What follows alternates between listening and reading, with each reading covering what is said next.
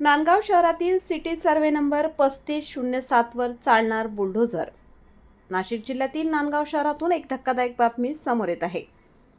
तुम्ही पाहत आहात गाव ते राज्य मराठी न्यूज चॅनल।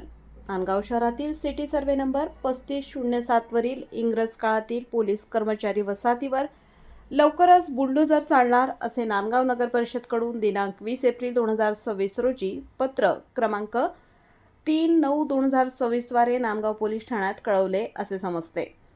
24 तास कर्तव्य बजावणाऱ्या जनतेच्या सुरक्षेसाठी सदैव तत्पर असलेल्या पोलिसांवर आता स्वतःच्या निवाऱ्यासाठी मोठा प्रश्न निर्माण झाला आहे।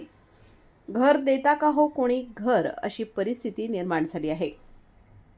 एकीकडे वसाहत जीर्ण तर दुसरीकडे पर्याय नाही, अशा दुहेरी संकटात नांदगाव पोलीस स्टेशनचे कर्मचारी सापडलेले आहेत।